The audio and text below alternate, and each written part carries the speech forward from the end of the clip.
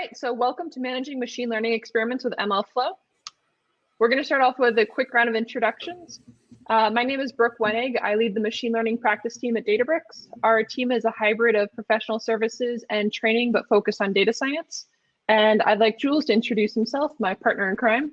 Hello, thanks a lot, Brooke. My name is Jules. I'm a senior developer advocate at Databricks. Been here for about 4.5 years, and I do all the advocacy efforts for not only MLflow, but also Spark and other open source products. So really proud and delighted to be part of this conference today. And Toronto is my favorite city, so love to see all these people from Toronto. And it's one of my favorite cities as well because my boyfriend's from Toronto. Lovely. All right, so here's the agenda for our talk today. We're going to start off with motivation for why managing your machine learning experiments is needed these days. And then the four main components of MLflow: tracking projects, models, and model registry. And then Jules will finish off with a demo. He is strategically doing the demo as I sliced my hand and cannot code this week. All right, so I would love for all of you to share in chat about how do you currently track your data science experiments?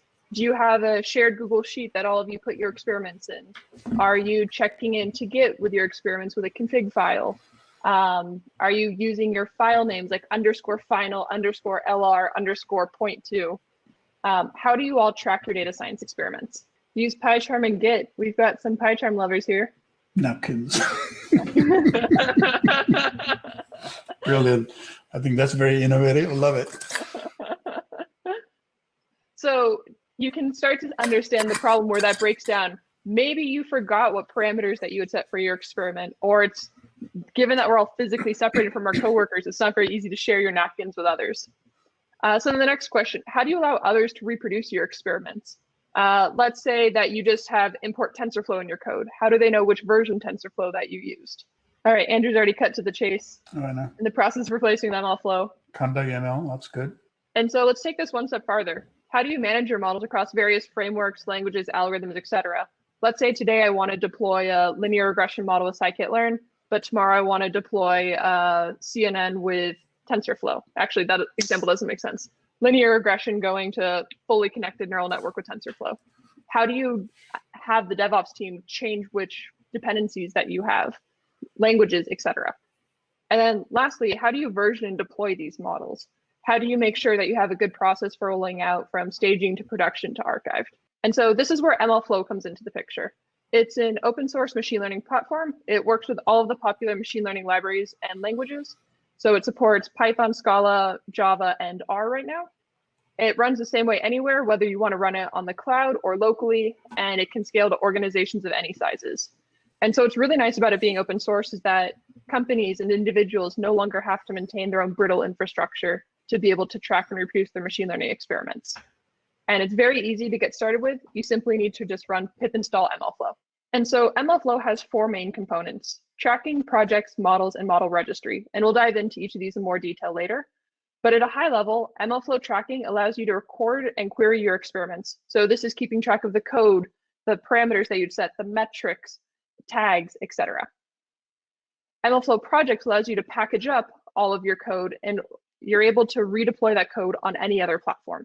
MLflow models allows you to standardize your model deployment. So for example, I just call MLflow load model, and it will load in my model, whether it's a Spark ML model, scikit-learn model, etc. So it's a generic format that allows you to standardize your model process.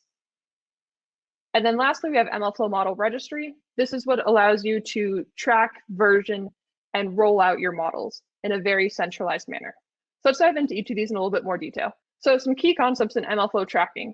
These are all of the different things that you can log. You can log your parameters, metrics, tags, artifacts, etc. And whenever you track your code, it's logged as a run. That's an instance of code that is run by MLflow. Runs are then aggregated into experiments.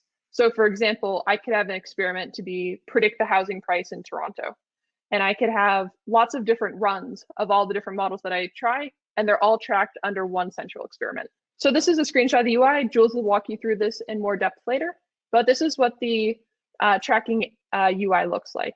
You can see here, I created a run called random forest, the user, the source, version, And I wanted to modify the hyperparameters that I used for my random forest. I wanted to vary the max depth and the number of trees, and I can see the associated R squared here. And so if you have more parameters, they'll all show up here. You can filter off of them, search, sort, etc. So the MLflow tracking, you can log to the central tracking server either through notebooks, local apps, or cloud jobs. And you can see here all of the different things that you can log. And then afterwards, you can query it through the UI, just as I showed you there.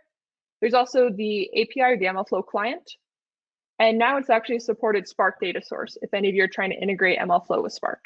So now let's talk a bit about MLflow projects. So the motivation for why we need projects is there's a diverse set of tools that all data scientists use. Nobody will just use scikit-learn in isolation. They'll combine scikit-learn with pandas, with TensorFlow, etc.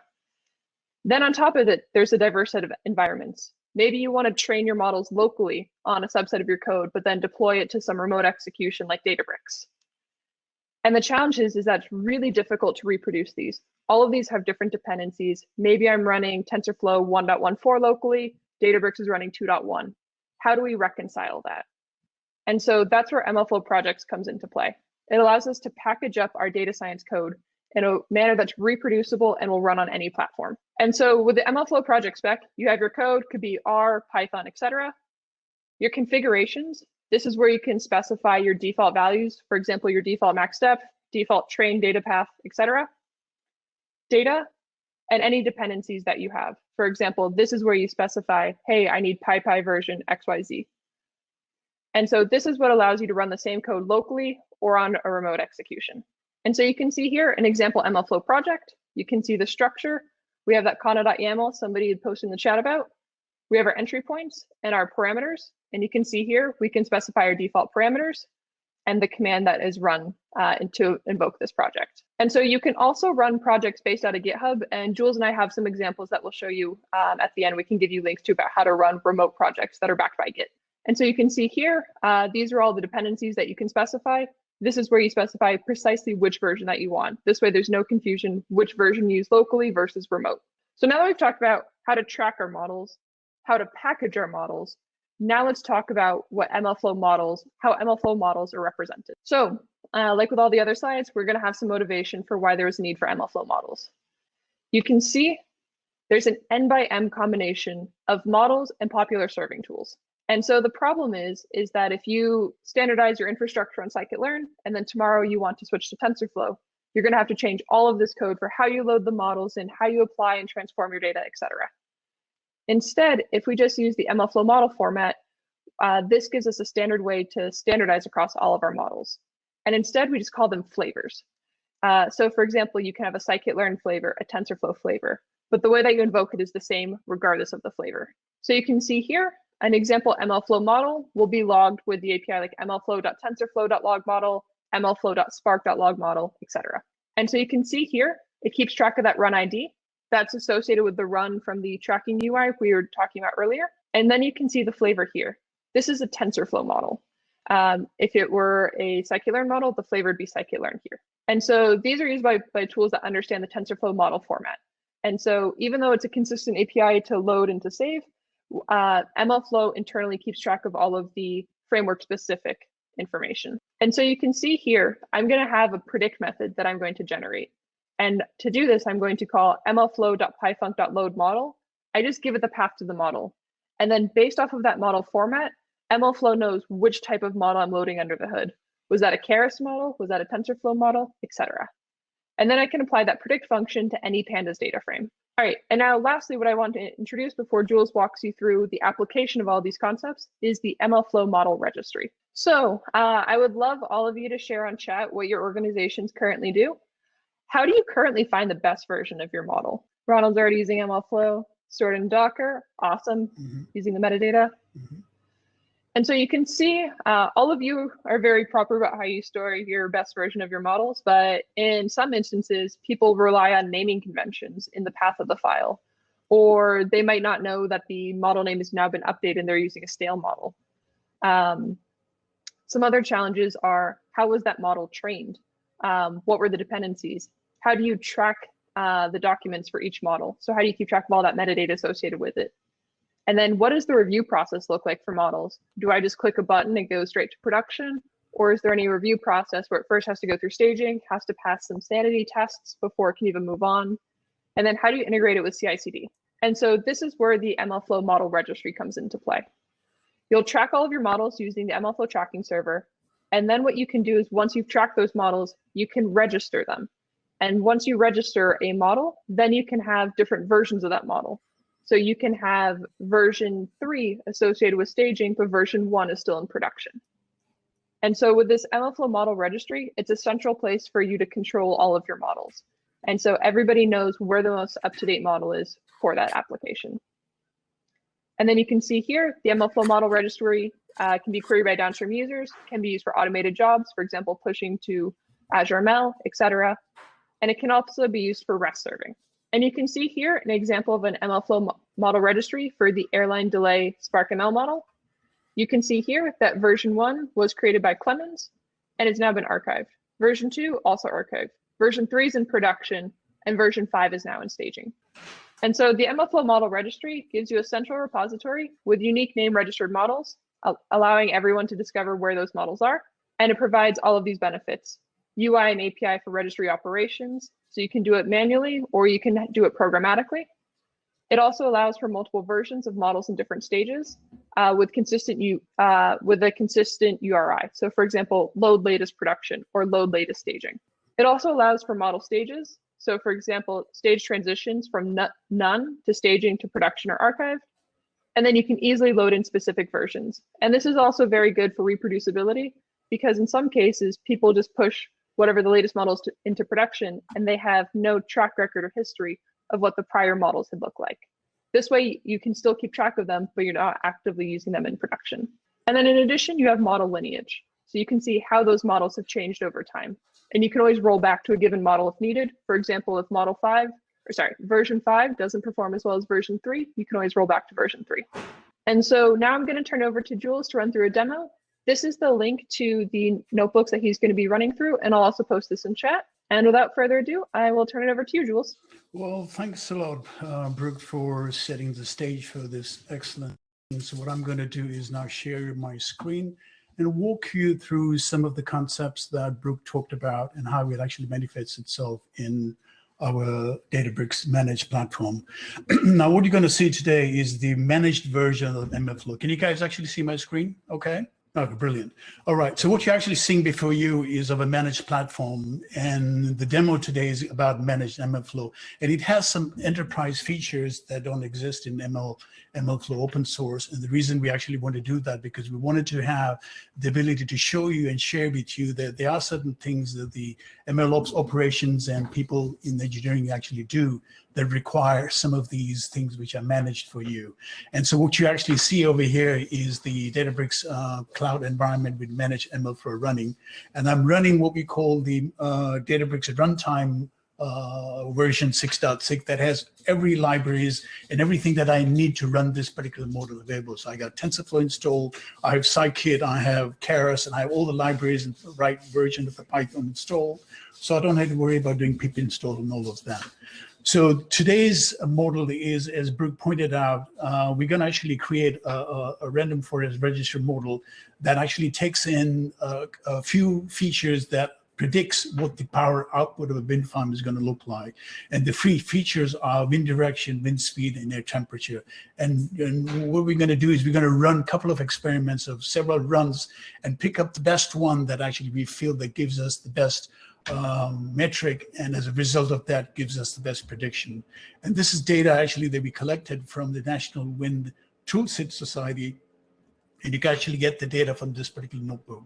And so what I'm going to do first is run this particular thing called classes.init. Now, I normally like to actually sort of delegate and create classes that I can share with other people, that they can either extend the class and override the particular method and delegate all the functions and utilities that I actually need in this particular concept. So you might actually wonder, what is this particular run class init looks like? So let's look at this particular file over here in this particular notebook that actually has all my utilities that I'll need to run this particular experiment. And this is sort of normal thing that I actually import from Pandas as PD. MLflow tracking client allows me to get a particular client that's going to be talking to the tracking server, and tracking server is embedded in here, so you don't have to worry about setting that environment. And these are just normal entities and other objects that I import from the MLflow library. And then here's my utilities function that I actually use. And I like to sort of create all the static methods so I can use this particular programming paradigm to delegate the task to it. So I'm going to use my load function to load things. I have my training data to get the right amount of data that I need from my data, and the training data and the dependent variables that I need. I have some methods that allow me to do the validation data, so I can actually get the exact amount of data that I need. This is a routine that actually forecasts my model given a set of data. So I'm trying to predict how my weather forecast looks like 5 days from now compared with what my model predicted. So this is all tasks and functions which are sort of dedicated, so I don't have to clutter my main notebook with all these different methods. And then I have my plot utilities that allow me to plot those things. So all these are sort of made that as part of the utility functions. And then I have my forecast application that I'm going to integrate with my model registry as part of my CI/CD process. So when I put a model in training or when I put a model in staging, I can use my forecast application to test to see what particular version of the model actually worked well. And based on that, I can either promote it to the next stage. And all it does is takes the predicted data and forecasts again using the Plat UI. And then the final thing is my model. This is my random forest registry model, and I created it as a class. And now my constructor actually will take all the parameters that I need. And these are the hyperparameter tuning parameters you would use, maximum depth, number of trees, what I'm going to use, validation, all these hyperparameter tuning parameters that you actually use to tune are going to be part of this particular class. And then I have a class method called new instance, and that just returns me a new instance of this particular model. So I can use different parameters with new instances to keep track of all the different runs that I have. And then these are very Pythonic way to express my properties for my root mean square, my MSc errors. And here is the gist of what Brooke talked about. I have a method for this particular called MLflow run, and it takes the regular parameters. And these are the normal procedure that you actually go through as a data scientist to train your model.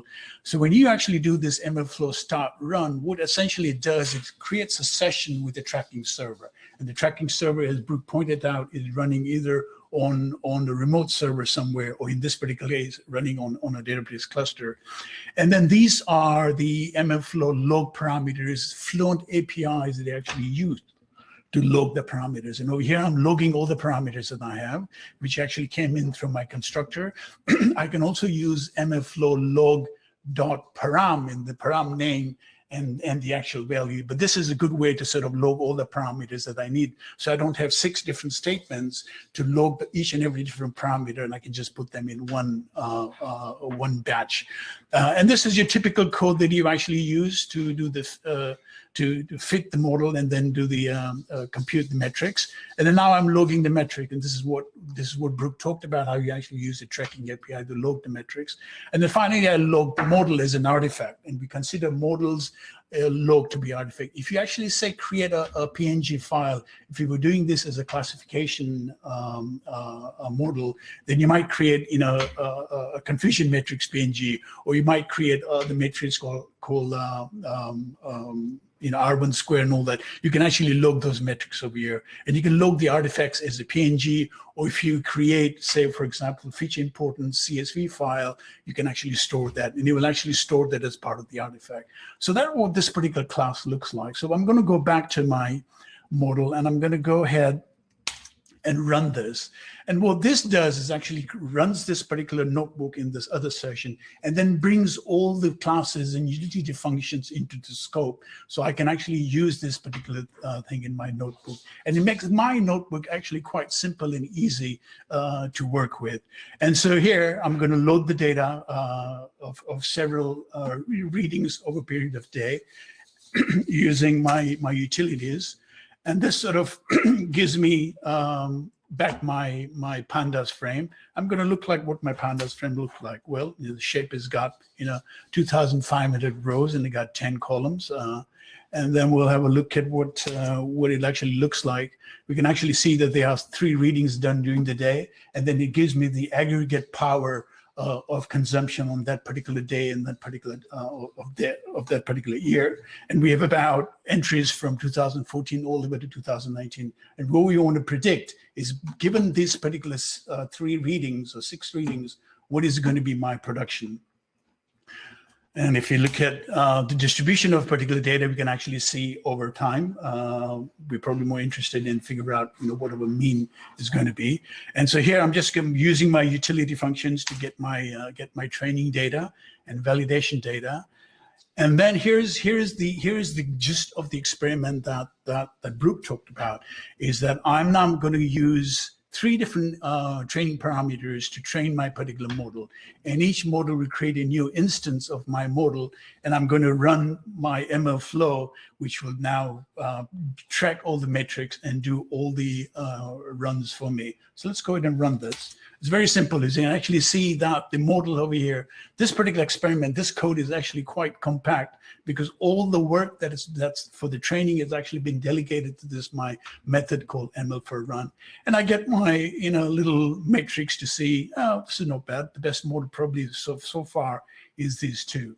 So once I've actually done that, how do I actually know which of the models were the best? And as Brooke pointed out, that you can actually go to the MLflow UI to look and compare all the different models. And one of the good things about running this as a managed MLflow is that the UI is part and parcel integrated with the MLflow, managed MLflow. So I'm just going to go over here and then do the runs. And you can see I get the summary of all the runs that I did, most recent one with 300 estimators and depth, and these are all my metrics that come in. And if I actually wanted to look at further, I can actually go to this particular arrow icon that launches straight into my MLflow UI, which is actually now part of the notebook. If you're running this on an MLflow open source, you would actually run MLflow UI at a port 4040 or wherever you have deployed this, and you would connect to that. But this is actually integrated in the notebook.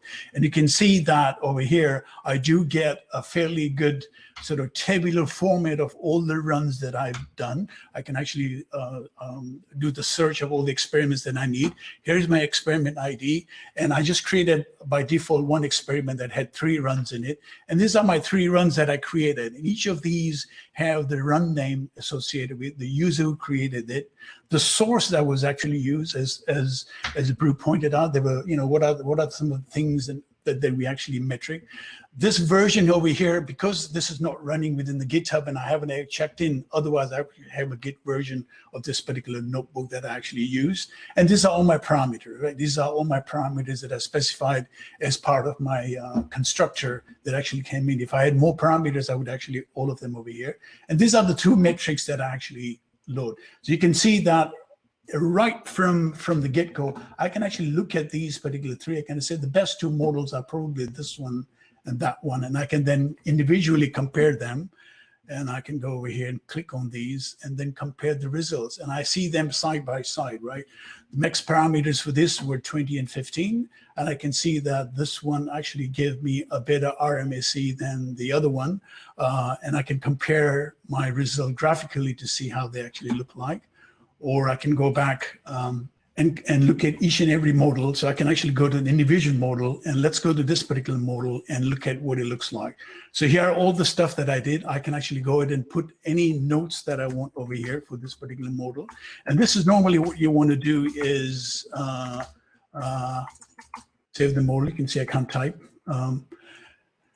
And as you go down, you can actually look at the artifacts that I actually created. Now, you actually saw from the screenshot that when you actually click on this, This is where the modal artifacts are created. If I look at the MLflow modal that Brooke talked about, this is the modal flavor that we created. Because we use scikit-learn, it's going to create the scikit-learn version of the particular modal, and it will also create a Python function version of the modal that you can actually load that using Python environment. If you want to deploy this in a Python environment, it would load that as a PyFunc modal, and you can provide a pandas ETL. So every time you actually save a particular model or log a particular model using the API, it creates two flavors. One is the native flavor of the framework that you use, in this case, scikit-learn, that we actually used, and the other one is the Python function. And each of them actually specifies the Conda environment in which you actually created this particular model. So since I trained my model in this my Databricks environment,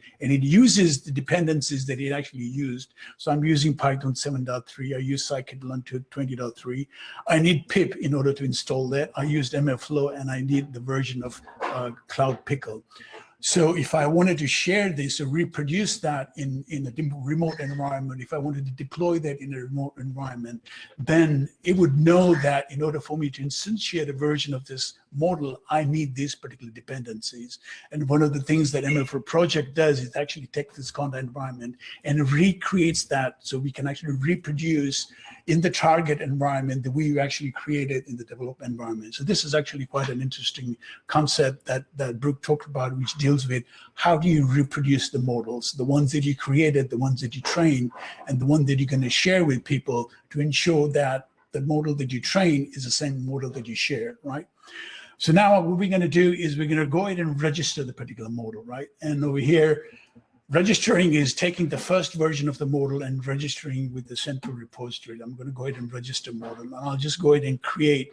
I don't have the model. I'm just going to go ahead and create. I'm not getting the create button here. I have one if you want to use it. It has Brooke in the name. Where is it, Brooke? Just type in Brooke. Yeah, you can take that one. So this is going to create a registered model with Brooke in it. Strange, I didn't see the button there. Interesting. All right, so when we go to this particular model, this now is the registered model with the registry.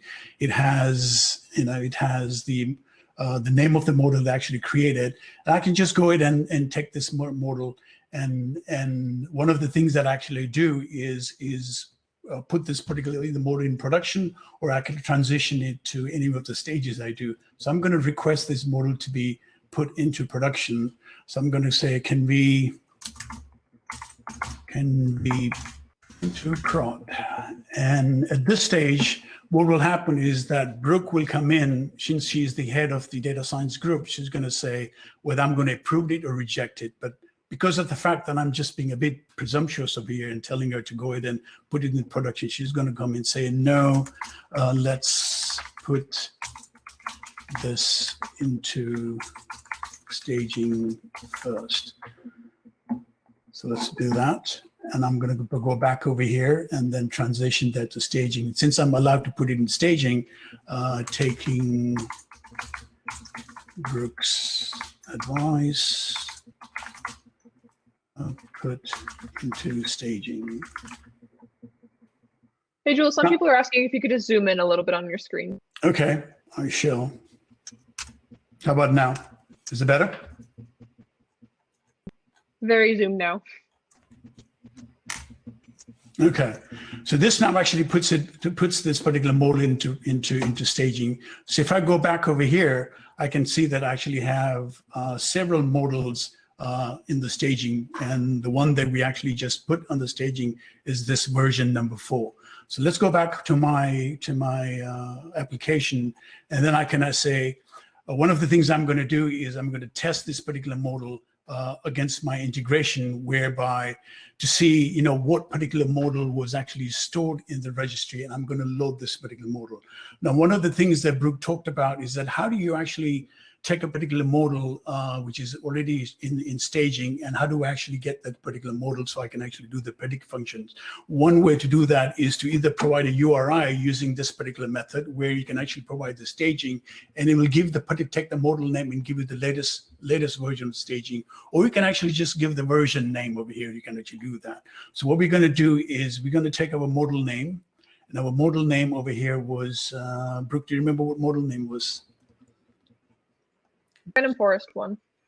Yeah, but I think I used it with your. Oh, sorry. I do not recall. Okay, hold on.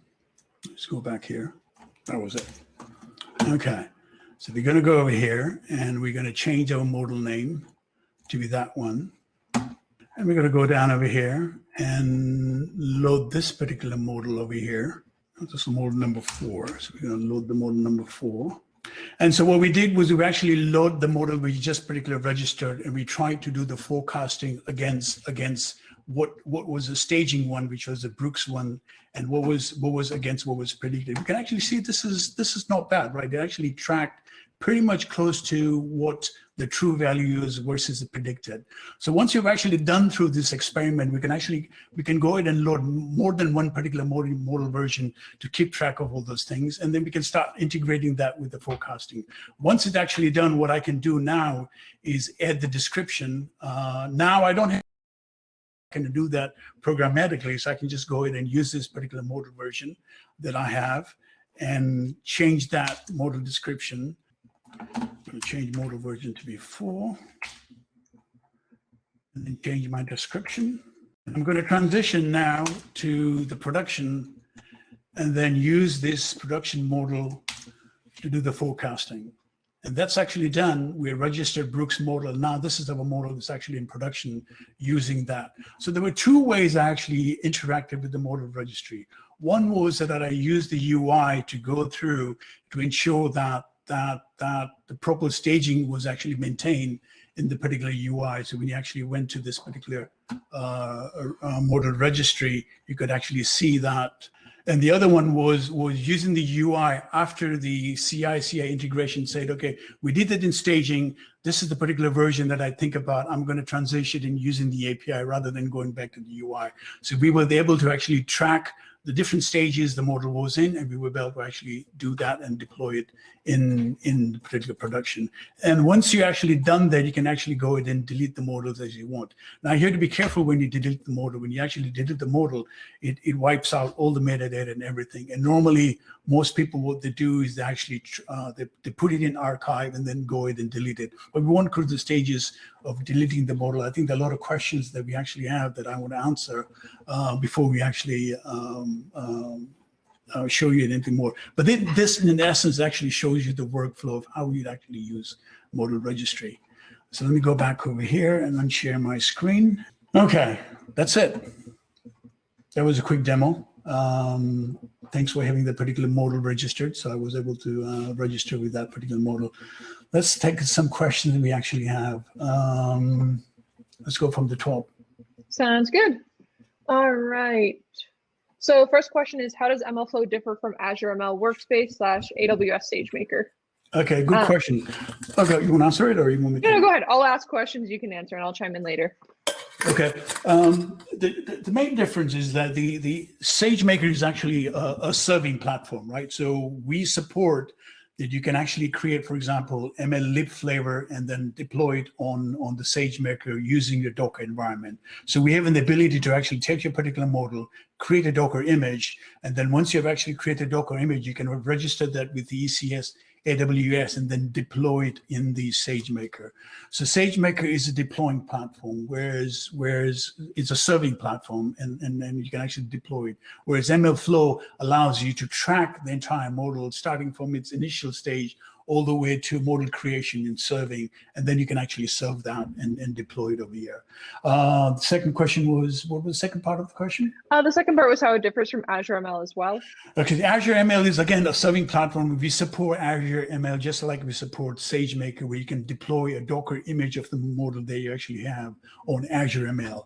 Now, Azure ML is integrated a certain part of the experiment. So if you're using Azure ML, you can use tracking as part of the API if you wanted to use Azure ML just to do tracking, and then use the Azure ML to do that. So they are bits similar to what we actually do, but those are sort of 2 distinct environments. It's just like asking, how is MLflow different from TFX? Well, one is more aimed towards TensorFlow ecosystem and Kubernetes, whereas other one is more very open manner. You can create models any flavor and then deploy or serve in any of these target environments.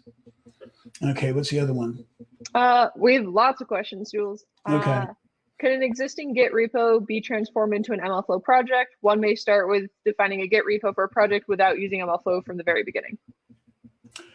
Can you? Okay, yeah. I mean, that's a good question. I think one way to actually create an MLflow project without using MLflow is that if you know what your dependencies are, right? So if you know what your Conda environment YAML file looks like, then you just create that particular MLflow Conda environment, and you create an MLflow project file. And in the project file, you provide the entries and you provide the dependencies, and you create a GitHub and you provide the code and the data that you actually need.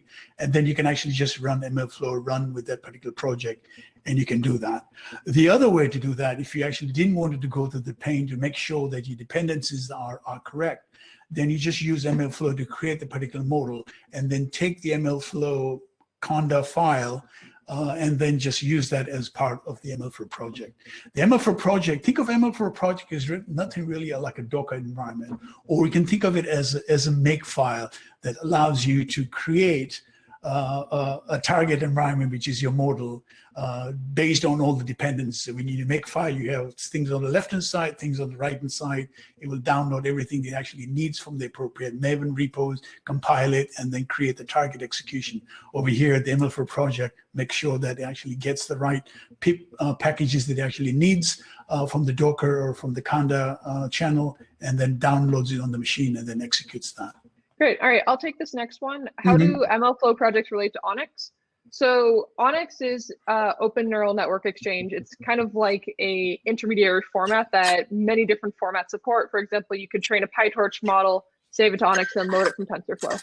That's much more analogous to MLflow models than projects. Projects are a way of packaging up your code so you can run it elsewhere. Models are a way of packaging up the model and any of the model dependencies.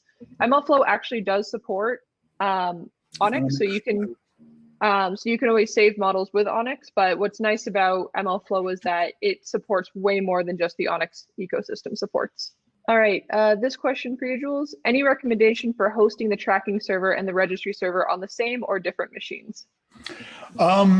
Normally they actually go on the same machine, because tracking server and the model registry store metadata, and all the tracking runs on the same server. So you probably want to have it actually on the same server, right?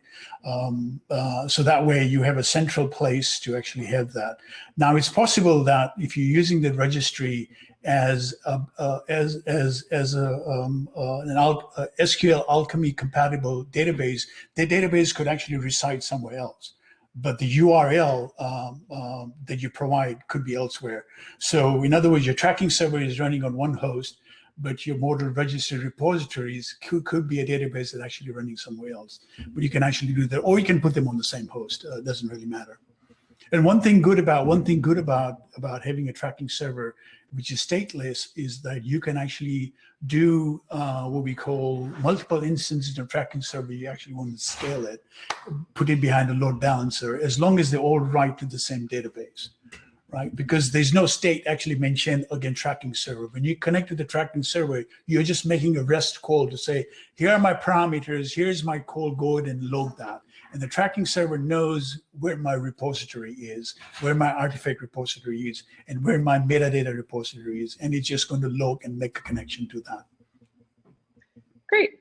All right, I'll take this next one. For the model registry, how can you embed images into the UI? So in the notes of the model registry itself, you can add images, as Jules had showed when he was writing the description.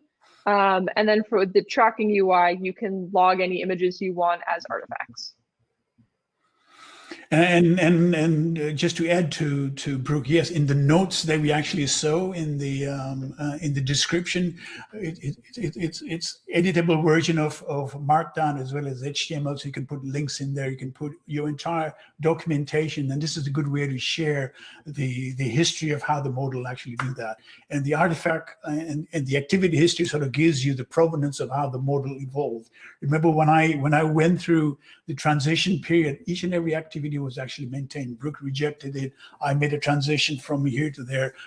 Then I made the transition to the production environment. So those are tracked. So you know that you register the model on this particular date by this particular person who was given the permissions, and till the moment you actually deployed into production. All right, next question. Does MLflow provide a standardized REST or gRPC API for model inference, no matter the underlying framework, PyTorch, TensorFlow, etc.? Does the model, well, I mean, can you repeat that question again? Yeah, does MLflow provide a standardized REST or gRPC API for model inference, no matter the underlying framework, PyTorch, TensorFlow? Well, the current API is standard REST, right? And so if your TensorFlow model is somehow making a connection somewhere else and is using the gRPC, then what we do is when we do a predict function in the native TensorFlow, we're handing off to the predict to the underlying tensor graph method to do the prediction. And if it's using gRPC to make a call to somewhere else, then it will do that. We don't actually dictate that per se. All right, does MLflow provide an easy way to dockerize a model, or do I need to write my own code and Dockerfile to inspect the MLflow format and bake the dependencies into an image?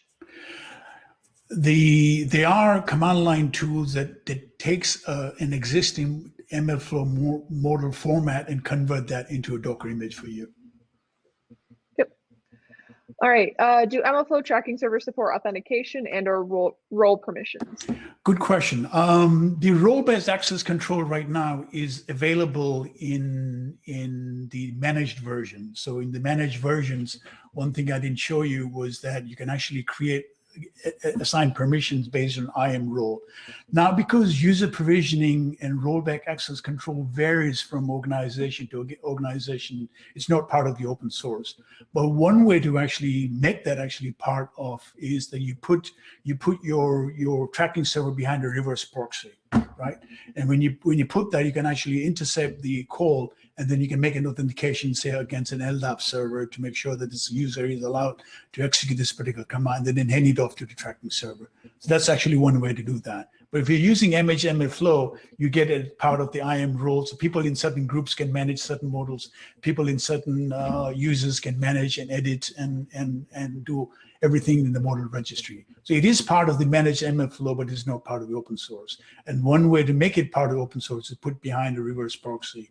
I think we would love to get contributions from the community to make this standard. Now, SCIM is actually one way to do user authentication. So that way, if your backend is talking Okta, you can talk to Okta. If you're using Active Directory, you can talk to Active Directory. If you're using Kerberos, they can use Kerberos.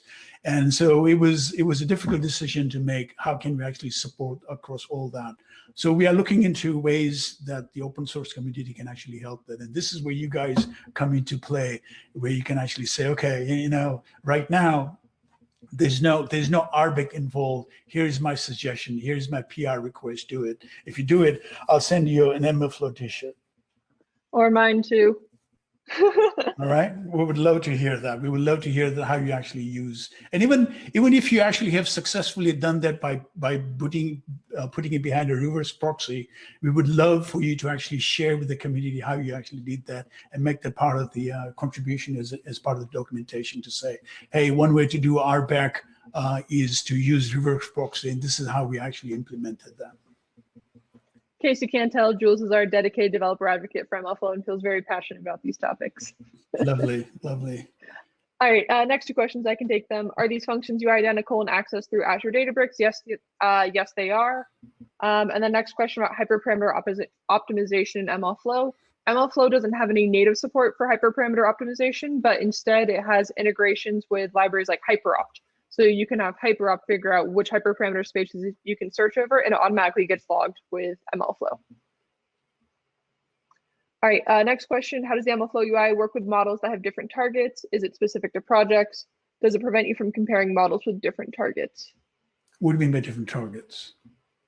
I'm a little bit confused. I'm imagining the output label changes, but if that's the case, then that should go under different experiments. Like if you're trying to predict housing prices, then trying to predict fraud, not fraud, those would be two different experiments altogether. Right. I mean, as Brooke pointed out, I think experiments are like think of the experiment as a directory, and on the directory you have all the different files. And normally those files that you put on the directory are very much related to that particular directory. It's like a source file, utilities will have everything deals with utilities, APIs will have everything with APIs. You can think of experiment as housing price, as she mentioned, and then all the runs in that are housing price. You might have a different experiment where you're doing classification as opposed to regression models. So they'll be actually different experiments. And you can create an experiment by the experiment name and then set the experiment in your MLflow run method in the context over there. And then anything that you log will be logged against that particular experiment. Yep. And then, yes, it is possible to get the best model run ID using Python code. Next question, can you connect different workflows in something like a DAG? So yeah, you can definitely connect with different workflows. A very common one is using Airflow. Mm-hmm. Does the model registry allow for a custom versioning scheme? Custom versioning are you talking about when we actually register model, do you want to actually create your own version? No, currently actually what we do is when you register a model, if the model doesn't exist, then it will create one for you, and the name has to be unique, just like a directory file within the directory has to be unique. So you're going to create a name of the file, and then any new model that you register against that particular name will have a new version of it. Now you're asking, can you actually change the version name to say version 2.x something, or if you want to have sort of the release connotation of 2.1.3 and 2.1.4. Currently, the underlying data structure version is actually an integer. We are trying to probably implement what we call the string version, so you can actually have the release type of the version. But can you customize it currently? No, you can't. All right, so follow up. MLflow has a lot of moving parts. Do you have any recommendations on how MLflow can be integrated into existing CI/CD? One way to integrate with CI/CD, say for example Jenkins, right? We internally use Jenkins. The good thing about integrating with all these different integration tools is they use the MLflow client API to be able to actually get the stuff you that. So for example, I showed you I registered the model with my MLflow registry, and my forecasting application could be part of Jenkins, or could be part of Circle AI, or could be part of GitHub that actually checks out a particular model, right? And the way we checked out the model I showed was that you provide the model URI with the name of the model and the version number, and it goes to the registry and picks up the particular model that you want. So yes, you can actually integrate with all these existing CI/CD tools through APIs. There is no sort of like a plugin. What you do is you use the APIs to connect to the registry to check in, check out. So you think of it, the CI/CD tools, as a consumer of the registry to pick up the models that they actually need. And the CI/CD tool could also be reviewers who could actually check out a particular model and say, okay, I ran this particular test and everything ran fine.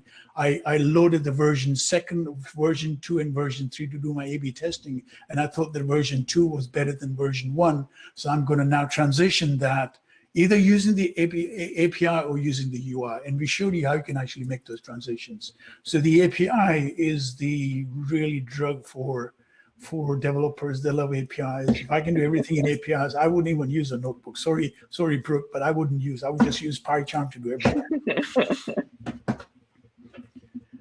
All All right, so next question. I know we can get the latest versions of the model for an experiment using the model registry, but can we also search for model versions by filters? Is there a way to combine the two, e.g. get the latest version of models in experiment 5 and filter by metrics.rmse greater than 0.1? Yes, what you can do, we actually have an entire search API associated with registry. You can actually search by experiment, and when you do a search by experiment, what you get is you actually get an entire data frame that has all the runs on it. Or you can actually just do a get latest version of the model and then pick up the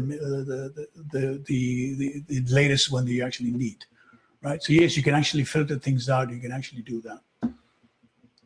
All right, and then we have quite a few questions asking about how does MLflow compare with Kubeflow? The only thing, the only comparison is that they have the same suffix. No, I mean, levity aside, I think Kubeflow is more aimed towards doing the orchestration of the TensorFlow model on Kubernetes, right? Whereas MLflow sort of gives you an end-to-end way to actually manage cycles from the beginning in addressing all the challenges that you actually have in developing the model, all the way to managing the model, and then finally, eventually putting it into production and serving. So I think those are sort of two different things. The only thing common, as I said, is they have the same suffix. All right, and then I'll take this next one. Mm-hmm. How do you, or how does MLflow deal when the data set changes, and what are your suggestions for that specific scenario? That's a very common case. Every day you get a nightly dump of data. If I train a model today, I train a model tomorrow, and I change the hyperparameters, did the model do better because the data changed or because of the hyperparameter change? And so we often recommend that you version your data using Delta Lake. Mm-hmm. It's an open format, which allows you to do time travel with your data, rollbacks, etc. And so you can integrate Delta Lake with MLflow. You can log the version of the Delta Lake table you're querying from. You can log the timestamp and then go back in time based off of the timestamp. So that's our suggestion for dealing when data sets change. Otherwise, you're not comparing apples to apples if the underlying data is changing. One other alternative is you can always log the data itself as an artifact. It's very expensive to do that, but that is an option. That way you can snapshot the entire data. Or the alternative, you actually don't want to do with the expense of that, then instead of actually logging the entire artifact, what you do is you should log that path to the artifact location. Let's say you're versioning data in the directory structure on S3, and you train this particular model with that particular directory path, then you just load that directory path. And the next time when you want to load the model, you just load that using that particular training data. But the best way to do that, as Brooke pointed out, is using Delta, because that manages everything for you. It gives you the time travel, it gives you the versioning, and it's integrated with MLflow already.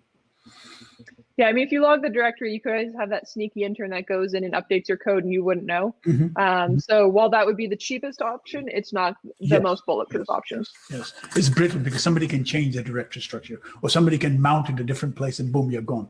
Your data is Yep. All right, and then question, do you provide Databricks platform for students? We actually have a free Databricks offering called Community Edition. I'll drop the link in here in a second.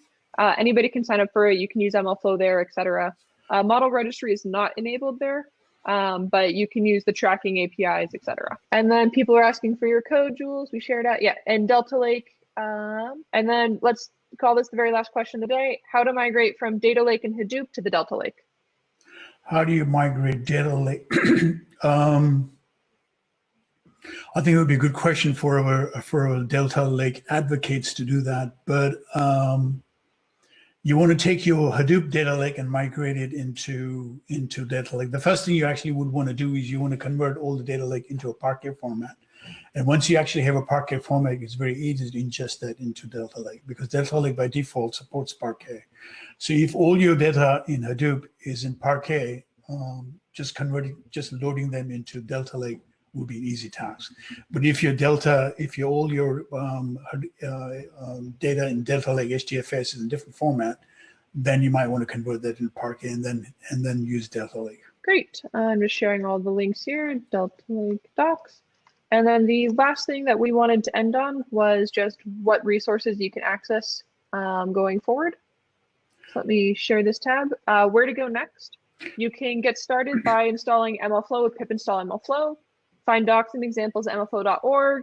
check out the code, contribute to MLflow to GitHub, join the Slack channel, it's very active, and then you can see lots of MLflow tutorials from Jules.